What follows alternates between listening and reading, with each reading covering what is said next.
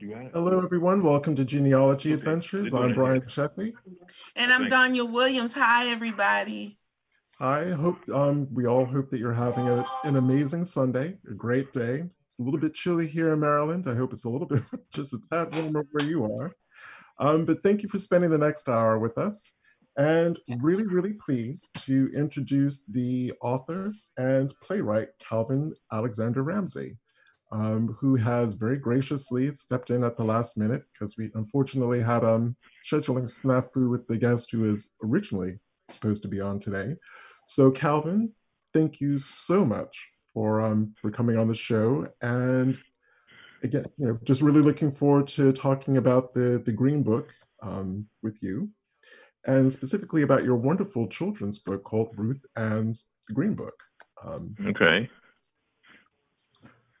so again, thank you and welcome to the show. Well, thank And you. my first question is, and if you'd like to talk a little bit about your background too, that would be awesome. Yeah, I'd Because love to hear more about that. Let's do that let's first. do that first. True, because you have an incredible background. You've lived in many different parts of the United States. You've worked with really cool some really cool organizations, um, and I think our audience would really like hearing about that. Okay. Well, I started off in Baltimore, not too far from where, you two are located. And my father's union went on strike when I was 9 years of age, and he moved the family down to his father's home in North Carolina, 30 miles outside of Durham.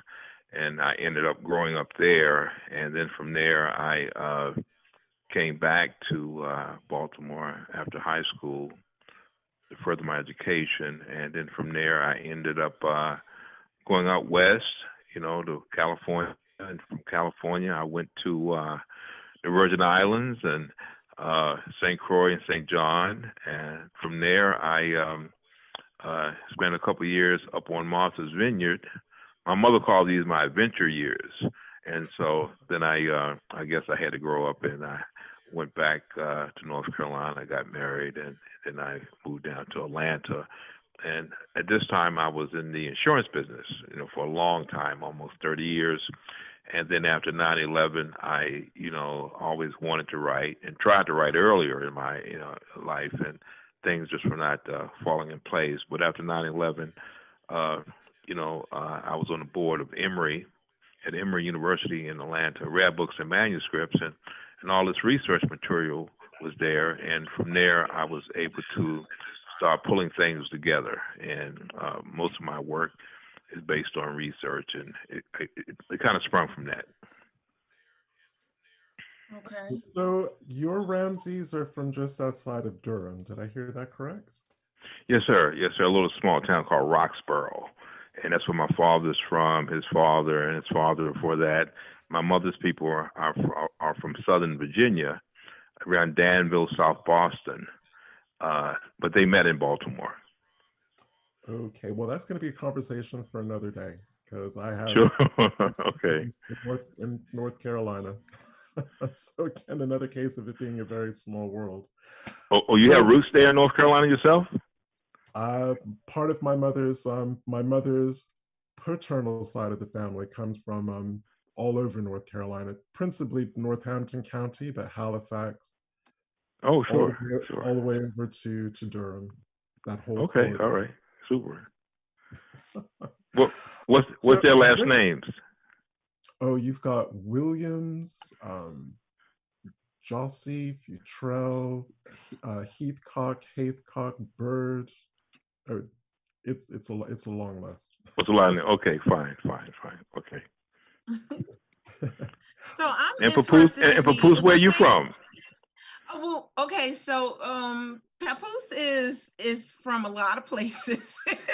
I was born in I was born in Paterson, New Jersey, but I only lived there for like 5 years, and then my mom's family is originally from South Carolina, but my mom is one of 14.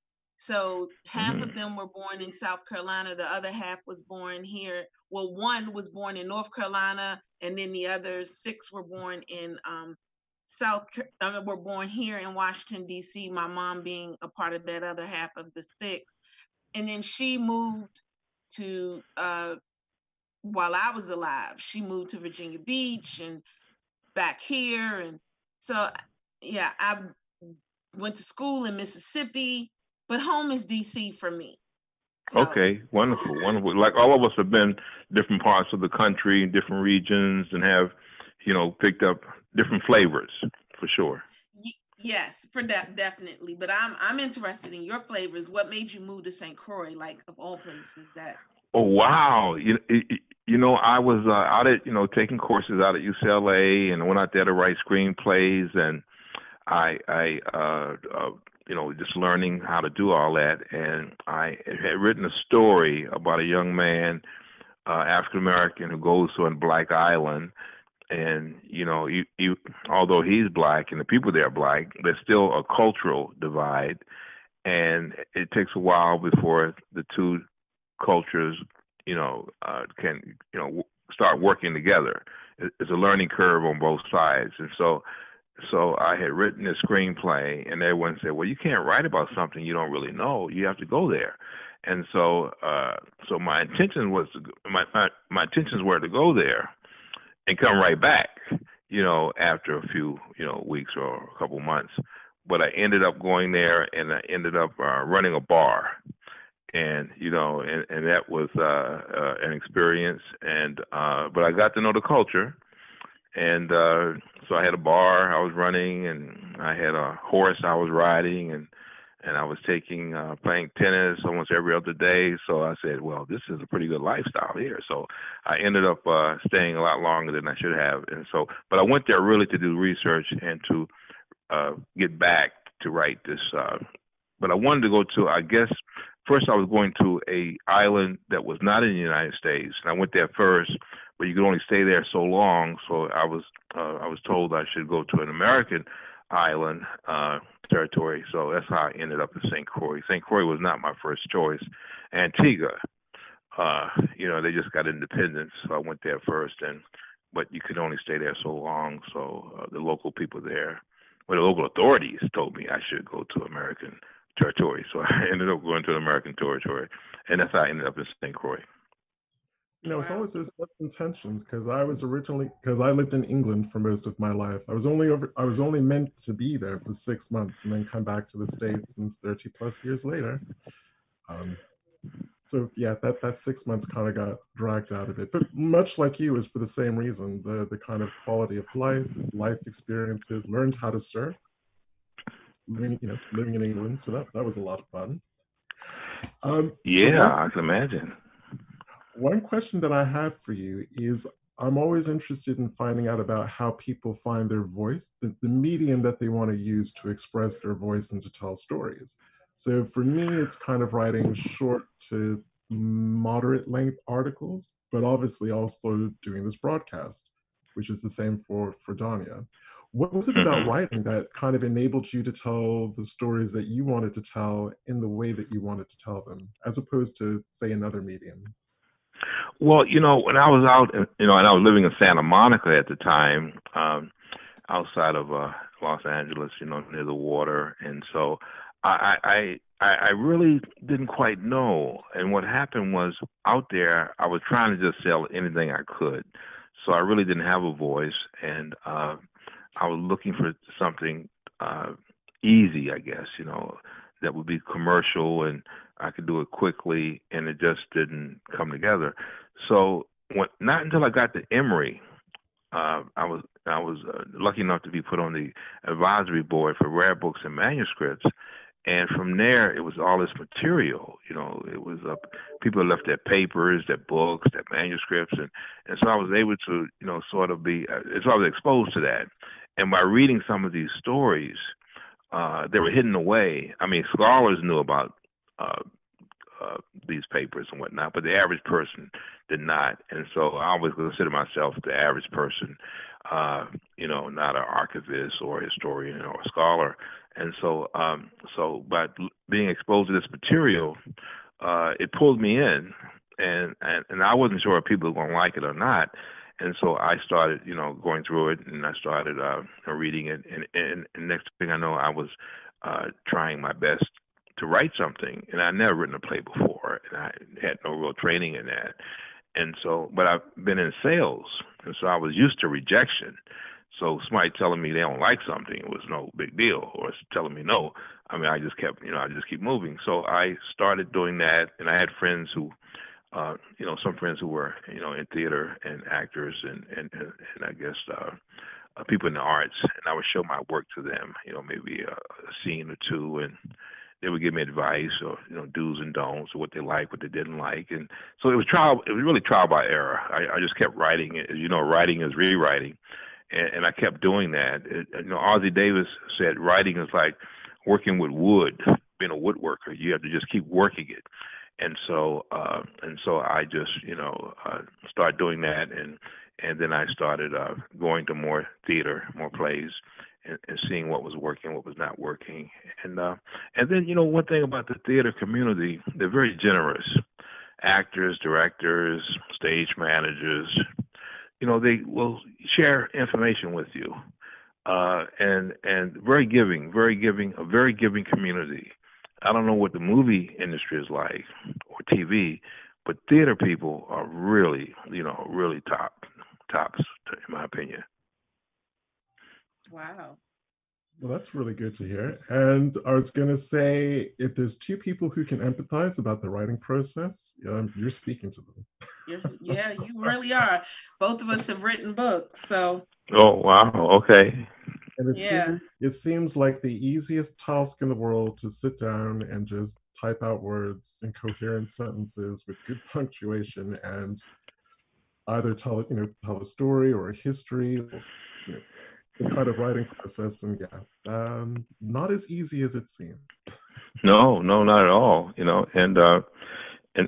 first, or one of the first, one of the first things, you have to sort of, like what you're writing yourself. I mean, if you can please yourself, you hope others like it. But to try to have a committee to have friends who write things, they show them to everyone, and they get feedback, and that just confuses them sometimes because they're hearing all these different voices, and when you finish a project, I think it's good to hear feedback. But I think when you're in the middle of it, you really should go with your gut and what makes you feel good, what challenges you, and because it's so personal, because it's you and that piece of paper or that laptop, and it's really I really enjoy it. It's a labor of love, but I can't think of nothing else I would rather do. And this pandemic has really allowed me time to go look at some projects that I hadn't finished, and so it's really been working in my favor in some ways. So let's jump into the Green Book, because what made you do Just have one quick question. Okay, go ahead. Just because Calvin, you actually write both plays and books, and I'm again just curious,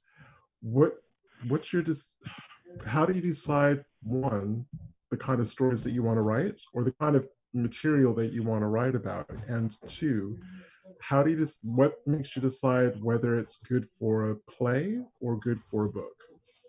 Well, the stories kind of fall on me. When I was at Emory, this researcher, he brought in a book.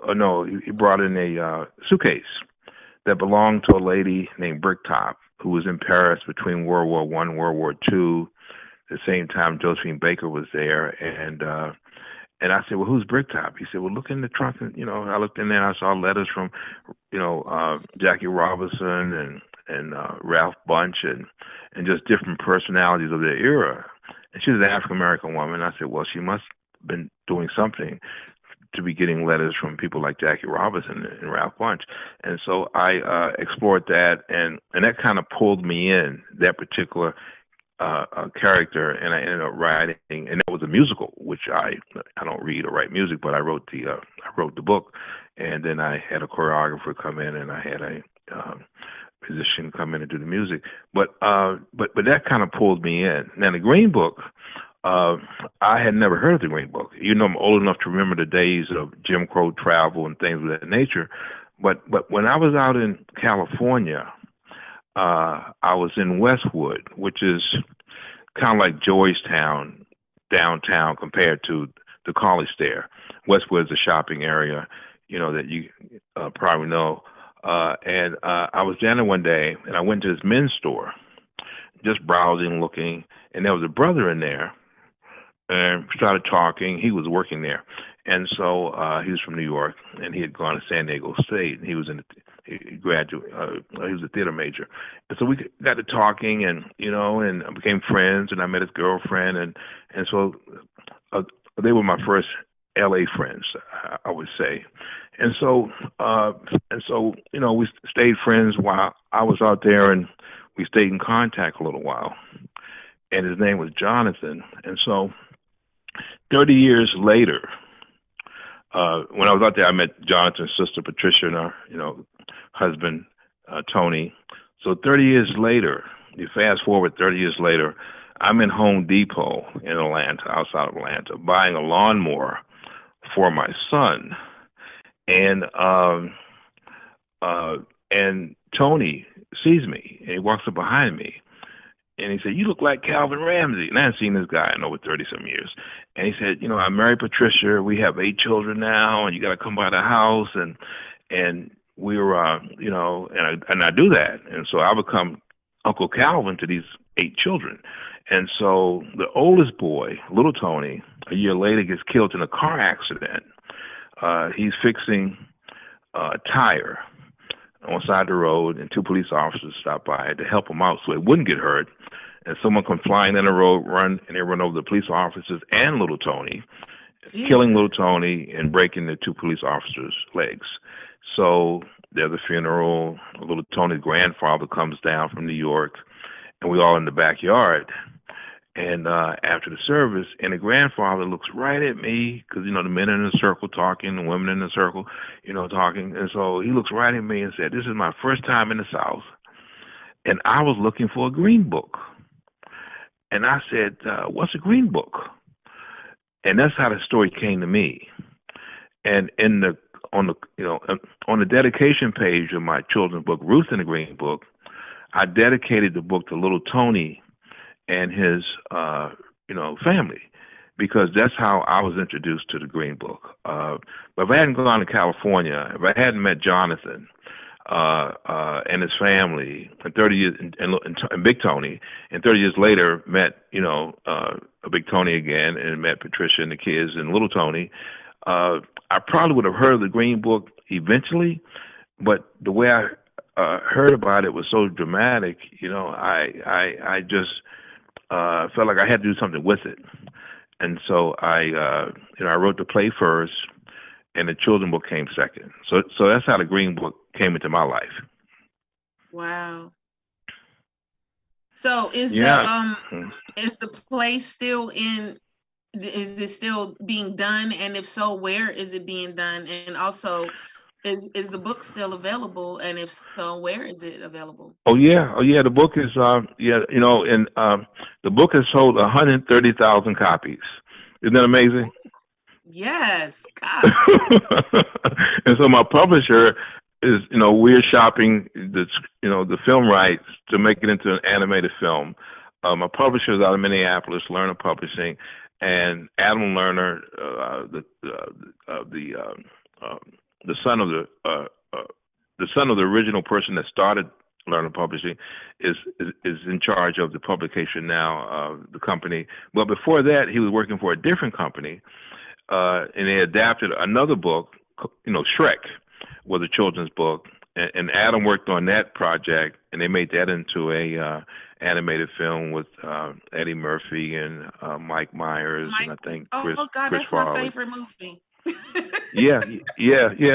So we're hoping that we can do something with Ruth in the Green Book, but that was the play was just finished a run before the pandemic hit. It had just finished a run at the Ensemble Theater in Houston, Texas. Before that, it was in Cincinnati. Before that, it was in Chicago. And before that, it was in Atlanta. And it's going, where it's going next? Well, they're doing it here in Sarasota. But right now you can't do much. So we're looking to do it here soon as it's safe, So, so that's what the play been doing, and so But I've written other plays too, So I've written, like 12 other plays, and so they have a reading of the Green Book play here. They're doing it in February. I have a play that's going to be zoomed in Hilton Head. It's a musical on Johnny Mercer. He's the guy that wrote Moon River, Days of Wine and Roses, Satin Doll with Duke Ellington. And it's really about his friendship with Nat King Cole. He's a white Southerner from Savannah, and he started Capitol Records. And, so really it's just a piano player and a singer, and they singing songs and telling stories in between. And then I have a play I'm doing up at Emory University in Atlanta with the Michael C. Carlos Museum. It's about, it's called The Odyssey of Virtues, and it's about this white doctor that was in Montgomery, Alabama, and he's the father of modern-day gynecology, and it's about how he practiced this field on enslaved women from various plantations around Savannah. Around Montgomery. So it's pretty intense. That's a pretty intense play. I did that play in Harlem at the National Black Theater of Harlem about 2 years ago. And then I got a play up at Columbia University in New York called Baseball, Apple Pie, and the Klan. And it's about this area outside of Atlanta called Stone Mountain. Dr. King talks about it in his I Have a Dream speech. But Stone Mountain was where the Klan would meet once a year and have a rally with 30,000 members. But right next to the mountain is a black community called Shermantown. So I wrote a play about what it would feel like, living in Shermantown during Labor Day when this rally was going on with speeches and other things. And so we're doing that up in New York. And all this stuff fell on me. I really didn't know about Shermantown too much, but I was an insurance guy, and I was out there prospecting for new business, and the people started telling me these stories. And the same thing with the play at Emory with the doctor. A friend of mine who's a rapper in Atlanta, he kept telling me about this guy, and it finally sunk in, and I started researching it. And the thing with Johnny Mercer, his papers are at the special collections at Georgia State University. So when I go to a town, first thing I do is, if it's open. When I was out in San Francisco, I went to Berkeley, and they got the Mark Twain papers. So I go to these special collections and just see what I can find. But I never know what it is or what's going to speak to me because I just go in there with a blank mind in a way of just digging. I'm just digging and looking and just, I don't know what I'm looking for, but I know it when I see it. And so when I find it, if it grabs me, that's what I write about. You see, I've always found the Green Books really fascinating because as a kid, I remember seeing my father's copies. So these are like really old, really dog-eared copies. And for the audience members who aren't familiar with what these are, the Negro Motorist's Green Book was a book that plotted safe passage out of the South into the northern states and kind of the Midwestern states. And I think actually it plotted it all the way to California. And basically nationwide, and the 1962 Green Book covered the Caribbean. It covered Mexico, Canada, and the Caribbean. Wow. And our people needed those guides because they had to navigate through what I would call hostile territory. They had to navigate sundown towns. They had to navigate sundown counties, no place safe place. Yeah, exactly. And Victor Green was a mailman, and he was a mailman from 1913 to 1952. And so his name was Victor Hugo Green. He lived in Harlem, Sugar Hill, Harlem, right across from Duke Ellington. But his route was over in Hackensack, New Jersey. So he got up every morning, about 4 or 5 in the morning, took the, bridge over and went over there and, and delivered his mail. And his wife, Alma, who is from Richmond, Virginia, Alma Duke Green, they were married, for almost 50-some years. They didn't have children, but Alma really was the one that pulled the Green Book together because he was working, full time. And she and Alma, along with 4 women, all female staff, they're the ones that really pulled this together. And what Victor did, Victor, by being a letter carrier, he belonged to a union, a black union, the National Association of Postal and Federal Employees. And so they had, back then they were all men who were, male men. And so these black guys would ask folks on their routes, would they mind being in this book? And that's how he was able to get these addresses. There were no phone numbers. They were just addresses. And they would send them in to Alma. First they had the office in their home in Sugar Hill, Harlem, 938 St. Nicholas Avenue. Then they ended up moving, getting an office at 135th Street, right up from the Schomburg in Harlem. And so and now it's a Thurgood Marshall Youth Academy. But that's how he was able to get these addresses. These men out there delivering mail. Back then, being a mailman was one of the top jobs a black person could have in the 30s, 40s, 50s, 60s, and even today, it's not bad. And so, but they would screen and ask certain people on their routes who they felt like could house strangers traveling and have them put up in a place that was safe. And so there were no phone numbers in the Green Book. So once you listed your home in there as a tourist home, you could have a visitor coming there any time of day. And so that's how this thing grew to be nationwide, and then Canada and the Caribbean. So, so it really, you think about it, it was no internet. It was really just, the trust of this letter carrier. But really, the backbone of the Green Book was black women, because in the Green Book, you look at these addresses, there's always Mrs. So-and-so. It's never Mr. Smith address in the book. It's Mrs. Smith, because the black woman was the one who said, put me down, because back then a lot of women worked in the home and the men worked outside the home. So that really, and I don't think the black women, along with Alma, they have gotten enough credit for making this thing run from 1936 to 1967. Wow. That's amazing. So, I mean, I've always heard of the Green Book. But I'm not old enough to know about it. Mm-hmm. So, I mean, everything that you're telling me is just brand new. It's all new to me. And to hear that black women really fueled the whole thing. Yeah, it's just, it's not shocking to me, but it is amazing to know that, and then to hear you give that whole credit to them in the way that you did just now is it's awesome. And how, once again, they're not given their due. I went to every April, the Swan Gallery in New York, on East 25th Street, they have an African American memorabilia auction. And the last time I was there, a 1945 Green Book sold for $40,000.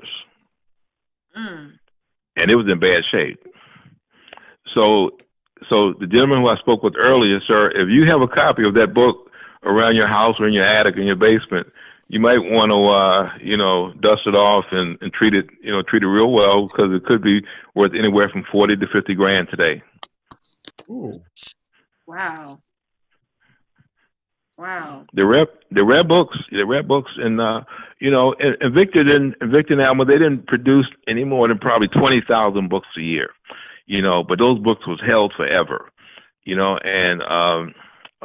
it was a treasure. And it was not just the South, but it had addresses in there in San Francisco, Boston, Maine, you know, pretty much everywhere there was a black letter carrier delivering mail, and there was black people on this route, there was activity. There was activity. And now it's a whole, you know, it's a whole cottage industry now. Every time I look around, there's an article here, an article there about the Green Book, and it's just pretty amazing when you think about it. Because this guy was, and his wife, they were just a team, you know, and I mean, people helped him out a lot, you know. A Jewish printer printed the Green Book for the first 20 years. You know, then Victor and Alma moved their business to another printer because they needed something a little more, I guess, elaborate, a little more detailed. But when I did a talk in New York, the son of the printer came. He was in his 90s, and he remembered the day that Victor Green walked into the office. They had no other black customers, and he remembered the day he walked in, tall gentleman with a suit and hat on, and you know, and dressed, and you know, and there was a couple printers on the machines who did not want to do the job because he was black. But the owner said, "You guys work for me, and this is a good order, and we're going to do this job." And so that was, you know, and this guy remembers that day. He remembers that. So, you know, so when I give my talks, I bring all that in. And there's so many stories. You know, the warmth of other sons. They mentioned the Green Book in that publication, and I think Toni Morrison has mentioned it in one of her books. And so it pops up here and there. I have Warmth of the Other Sons, and that's where I've heard this because I've read Warmth of the Other Sons, and that's where I knew I heard the name of this book before, and that's where it is. So I just want to make sure I heard something correctly. So the color of their green wasn't good enough for printers because they were black. Well, these printers weren't Jewish printers. They were working for a Jewish man. They were, they could have been new immigrants, or they could have been, you know, just regular, you know, white guys who were prejudiced. They did not want to do the book because this was a black man. But the owner of the shop, because his son was there, and the son said he had 4 or 5 other brothers who worked there as well. And his father said, "We're doing this job," and they did it for over 20 years. And you remember when Victor Green finally moved the business somewhere else, because it was such a big order. You know, 20,000, 30,000 books is a big order for. And his book, you know, came out annually. It wasn't a monthly type situation. It was an annual book. And Victor and Alma would collect this material, you know, all the time. Now, Wynton Marsalis, the jazz musician, his grandfather had a Esso service station in New Orleans, and the Esso service station sold the Green Book. It was one of the places where you could pick up the Green Book, and people say, why would Esso do this?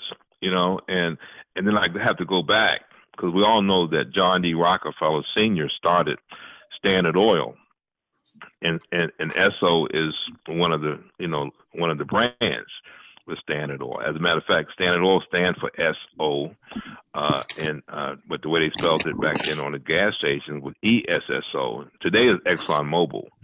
So Rockefeller, the original Rockefeller, John D. Sr., he married into a family of abolitionists from Massachusetts who had, you know, moved to Ohio, you know, to the Western Reserve area, and that was considered the West back then, you know, moving to Ohio. And so he married this young lady, and her family were abolitionists, and her father was a Congregationalist minister. And so, but they were also, when they was in Massachusetts and Ohio, their home was part of the Underground Railroad, and that's the family he married into. And so, by marrying into that family, I feel as though he was enlightened. If he wasn't enlightened before that, he was enlightened after he married her. And their last name is Spellman. So the college in Atlanta is named after John D. Rockefeller's wife's family. Well, I want to interrupt you really quick because you said a surname that's throwing me off right quick. I need to make sure that it's a surname and not, you said John E. Senior. Is that a surname, or is that a just like senior and junior? That's a senior and junior. I'm saying John D. Rockefeller Senior. Oh, okay. Because I was okay. And so, I thought it was a surname. And so, if you go on Spelman's campus, you would see a portrait of Minister Spelman in the administration building, and then you would see the church there called Sister Chapel. And I always thought it was named after, the sisters that go to Spelman, but it's after Laura and Lucy Spelman. It's named after them. So that's why Esso was selling the Green Book, because of that connection. And that's why Wynton Marsalis' grandfather had an Esso service station in New Orleans. So when blacks were traveling, they saw Esso, they knew it was a friendly place to stop.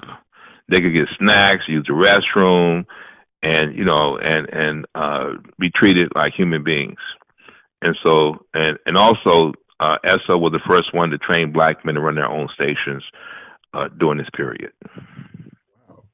Well, one of the things that I actually love about the Green Book now as an adult, and I didn't get that when I was looking at them as a kid, was you can almost plot the route that your ancestors took coming out of the South, going into wherever they went in the States. You could get a sense of if you had to stop overnight, what house they could have stopped at, what B&B or what hotel, what gas station. And what I love about it is you can actually almost walk in the footsteps of your ancestors. I think a collection of books is invaluable for that reason. Now, what kind of stuff are you guys writing? I've written how-to books about how to do genealogy and a little bit about DNA research. Donnie can tell you about her book. My book is on researching my family and just learning about who we are and what we do and where we come from. And that what threw me off when you said senior. I actually have a surname that is Senior. It actually is Senior. However, might not be, but that's a whole nother issue. So, okay. But yeah, we do family history research. That's what my stories are about. Okay, so this organization is the Daughters of the. Huh? I mean, your organization is the DAR. Is that what this is?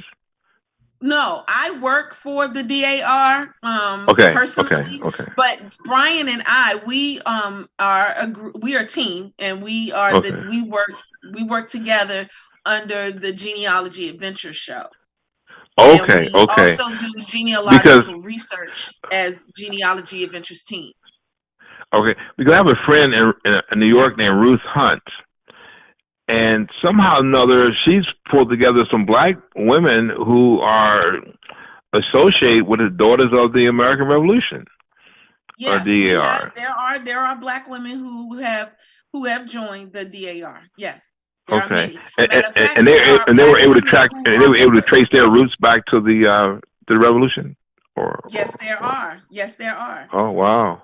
Yeah, there are several. Wow. Matter of fact, there are black female patriots who were actually back in that time period. Wow. That I didn't know that. I didn't know that. Revolution. Wow. Yes. So are you gonna write about that? I mean, once you finish with your family projects? Only if they're part of my family. Okay. You're sticking with the family, right? Right. All right. Okay. Wow. That's good stuff. So how did you two meet? Online, because we're also cousins. Donnie happened. Oh, okay. Donnie happened to find an article that I wrote about where we have a lot of our common ancestry, a place called Edgefield in South Carolina, and she reached out to introduce herself and say hello. And I forget how many years down the road it's been. It's been a spell, but it's been a while. We just at least 15, something like that. At least 15, maybe more, but at least 15. Yeah, and we just clicked immediately. Yeah, well, that's good. I feel like I've known for and you both in the DC, Maryland area. DC, yes. Maryland, Virginia area. Yeah, that's a good area. That's a very good area for But when research we and for all met, kind of things. but when we met, he was still in England. Oh, Yeah, when we met, oh. he was still in England. I haven't been back in the United States for terribly long. Okay, so how long were you in England? 30 years. How many?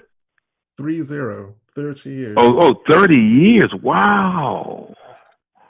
That's wow. Do you miss it?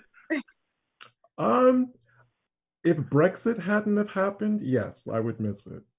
Oh, okay. Britain's kind of going through its own madness at the moment, so yeah. You know, there's a slave museum in Liverpool. Yes. And I don't know if you've been to Liverpool or not, but but I want to take a play there once things open back up. And I would love to take a play to the West End. That's what I'm hoping to do. But Actually, I have to wait till things open up. Your better bet in London isn't necessarily the West End. It's more up towards Camden. That would be any of the playhouses and theaters in Camden. The Camden part of London would be more amenable to kind of putting on the plays, the performances that you do. Mm-hmm. West End is basically like Andrew Lloyd Webber, huge multi-million-pound productions, kind of a thing. Yeah. And I think the people that your stories would really resonate with very strongly would also, they're the kind of audience that would go to the Camden and like Kentish Town Road parts of London. Okay, well, you're gonna have to email me what you're saying so I can have that, because if you don't mind, because I haven't really reached out there that much, but I would like to. That would be a place to start and to make a contact. I had Ruth in the Green book was written up in the London Supplemental Times some years ago, because I think the Black History Month over there was in October. Yes. Yeah, and I think they're trying to change it into making it like a multicultural month, like the East Indians and everybody be sort of included instead of just Black history. At least that's the last thing I heard. But the London Times did a piece on Ruth in the Green Book in their Sunday educational section or something to that effect. And I was interviewed by the BBC twice, and also by a radio station in Ireland. And they were just really shocked that this had gone on. And I think in Ireland it's almost a law that if someone is traveling and they knock on your door, you have to assist them. It's good. It's good old Irish hospitality. But I was going to say, if you do go to Liverpool, you're going to see a lot of very old. I mean, they've seen better days. I'm going to be honest about that. But you'll see these huge 18th century mansions that are now been split up into like houses of multiple occupation. Slavery built all of those houses. That's where the slave ship captains, a lot of them lived, and the people who profited off of slavery. And the good thing about Liverpool, it is coming to terms with that past. Yeah, and they asked Ringo Starr, did he miss anything about Liverpool? And he said no. And so his statue in Liverpool, someone cut his head off. And so, but that's about right. but he took it in jest. He made a joke about it. He said, "No, there's nothing he misses about Liverpool," and so I guess folks there got pretty upset with him saying that. So his head came off. Anyway, so I don't know what else to talk about. I mean, I'm still writing and researching. I'm down here in Florida now, and there's all kind of stuff down here with the Black Seminoles, and I'm looking at that. And there's Black people that Sarasota is where the Ringling Circus would take the winter off, and this is where they would stay. The men, the women, the animals, and the Ringling brothers, which I think it was 7 of them, and they purchased a lot of property here and all of that. And so, but these circus people traveled, and I was told that they used the Green Book going to some of these towns because they could not stay with the the white circus performers and employees. And so there's all kind of off stories to this, and since all three of us are children of the Great Migration in a way, our parents traveled, and I know my people traveled and packed their own food. Wait. One quick question. Hold up. The Ringling Brothers were black? No. Huh? No. No. But they had black workers, from here that went with the circus to do, I guess, kind of work like put the tents up and take care of the animals and things of that nature. No, the Ringling Brothers were out of Iowa. They were out of Iowa, but okay. There would be a scoop, wouldn't it, if the Ringling Brothers were black?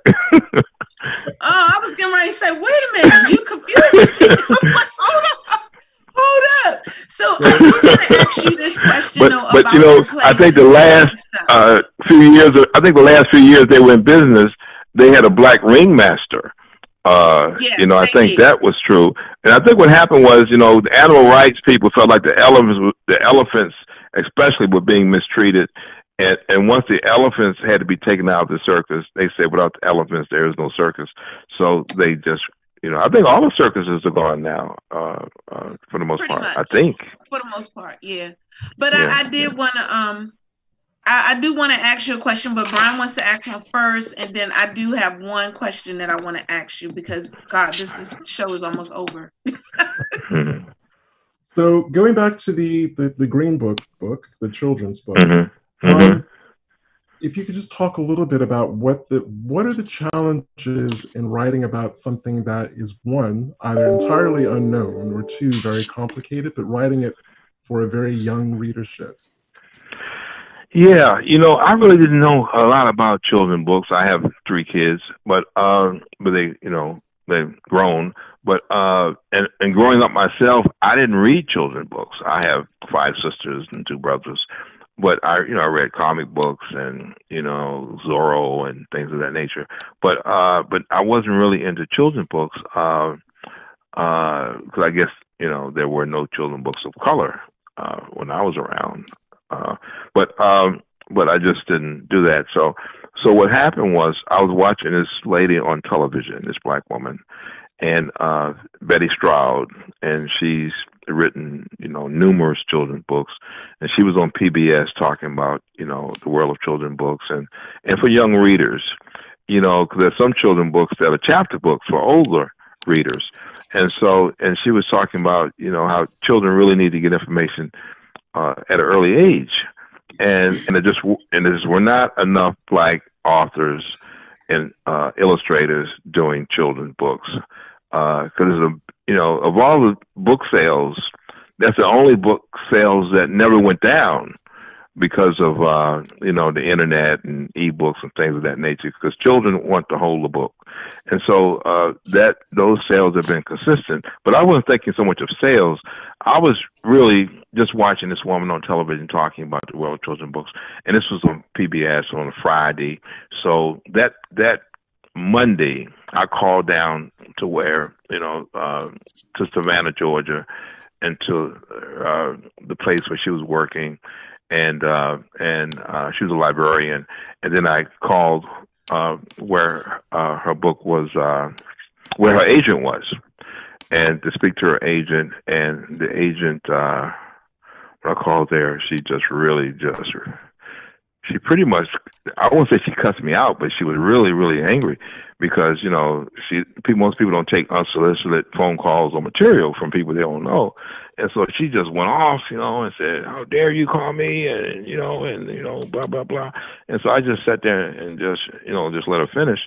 And so when she got through, she said, "I'm leaving here in about 4 weeks to start my own company. Call me back." And so I called her back in 4 or 5 weeks, and she said, "First of all, you don't have a book. You just have an idea." Brandy? And, Hello? Go ahead. You're fine. No, you're fine. Oh yeah, and she said, I really didn't have a book. I just had an idea, and it doesn't work like that, and blah blah blah. Next thing I know, she said, at first she didn't believe the Green Book even existed, because none of her friends ever heard of it, and so I had to do some due diligence and send her information that it did exist, and I didn't know how to do a children's book, and so I reached out to she gave me some people that I should talk with, and one was this woman named Gwen Stroud, who had written many children's books, and so we kind of collaborated together. But then I had to come up with an illustrator, and I didn't know any illustrators, but I had gone to the library and just looked at different books, and I found this one guy I liked a lot, Floyd Cooper. He's a black guy out of Oklahoma, but he lives in Pennsylvania, and he has won the Coretta Scott King Award 5 times. He's a legend in the world of children's books. And I said, I'd like to work with Floyd Cooper. And they said, you'll never get him. No way. It's impossible. He's too busy. He's too big. He's too everything. And so sure enough, word got to him that I was looking for him, and he did it. He did the book. I never spoke with him. I never heard from him. When he just did it and finished it, and I had no input in the drawings at all. And so that was that, and that's how that whole thing unfolded. And I have friends who've been trying to get children's books published for years. I mean, they really want a book done. They feel like they got a great idea, and they tried 100 different ways of doing it, getting an agent, not having an agent, just self-publishing, just whatever they could do. They really want to do a children's book, and that really wasn't a burning desire of mine to do that. And so maybe that's why it happened the way it did. And so Floyd and I are working on a new book for next year, and it's really praising black librarians who never got their due. When you think about the civil rights movement, people aren't aware that, not only were the restaurants and the restrooms off limits to blacks, but also libraries that weren't in black neighborhoods. And the librarians were essential workers, for us, and they just never gotten their due. So my new book, children's book, is about, my personal experience discovering a black library in North Carolina that was basically a log cabin. And that's where I got the bug for reading and going to the library, because of these librarians that were in this little rural town in North Carolina. So that's how I got into the children's book field, and it's still wide open. I think if and we all got, we work on different things, but you got to get to the kids early. You got to give them material early, and I do a lot of school visits. 2nd grade to 5th grade. I do a lot of those, and I'm still doing some of those with Zoom visits. And so, because they ask questions, and a lot of times these kids have never met a black author before. Even in major cities. And so you imagine small towns, and it's really a market that's really is underserved. And I encourage everyone, if they have a desire, and we all got a book in us. We all got a children's book in us as well, of an experience that we experienced, something to share. And so, it's only 2,000 words. That's all it is. 2,000 words, and the rest are, drawings. So it's not impossible to do, but it's something that can be done, and your publisher will work with you. They have editors at these houses that will work with you to make sure that you're telling a story in a way that can move children, and also can move the drawings in the book, because people can paint well or draw well is one thing, but the images really have to help the story along, and we need more minority illustrators and more minority writers. Absolutely. And Donnie, that sounds like a topic for another show. And it does. You can close out the show with your question.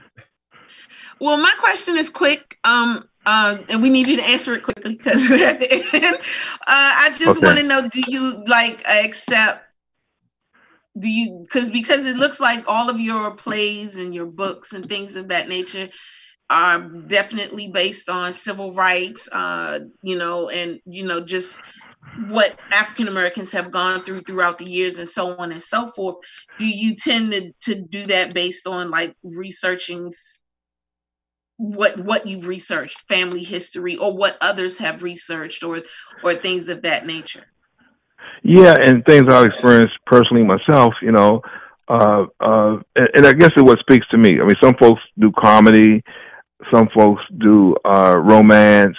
You know, we all got something that, you know, we think we can do in an adequate fashion, and so I think I tell these stories. I mean, if I could do comedy, maybe I would do a little comedy. I mean, I might write a couple lines in a play that might generate some laughter from an audience. But basically, I try to share information, historical information, in a way that people can take it and go out and do their own research. Or I'm just sharing what I've stumbled across for the most part. But yeah, and I'm old enough to have lived through the civil rights movement, at least this portion of the movement. I remember when Dr. King was alive and things of that nature when he died, and so you know, those things leave an impact. And I remember Malcolm X died, and when Jackie Robinson died, and you know, and Fannie Lou Hamer. So all that stuff is living history to me. Those are the things that I experienced while watching television. And so and back then you just take this stuff in and you don't really do much with it because you just, you know, it's like you're a vessel. And so yeah, so that's what everyone got their own little niche, and mine seems to be this. And so I didn't. It chose me. I really didn't choose it. That's exactly it chose me. Well, I want to thank you so much. Brian, go ahead. I was going to say thank you, Calvin, for spending this hour with us.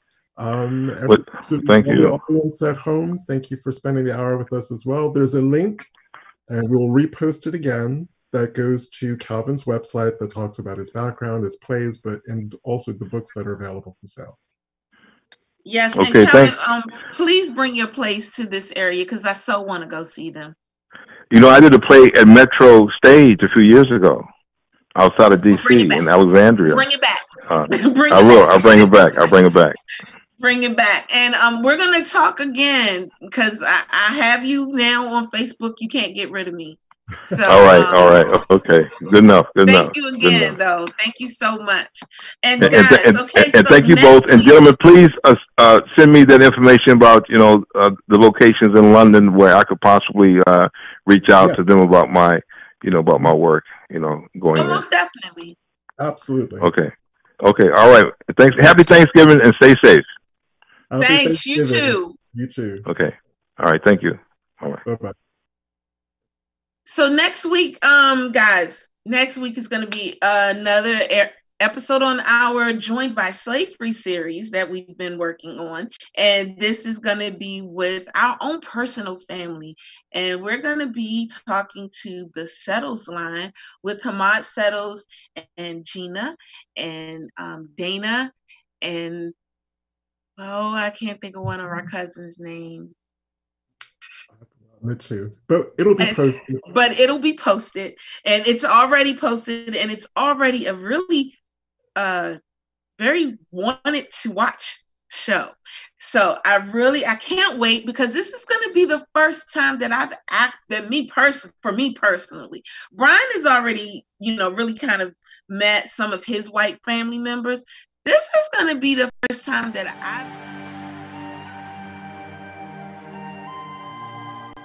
we did. Yeah. No, it should be fine. Go ahead. This is the first time that I've spoken with my white family members. So next week, Joined by Slavery, meeting the Settles family.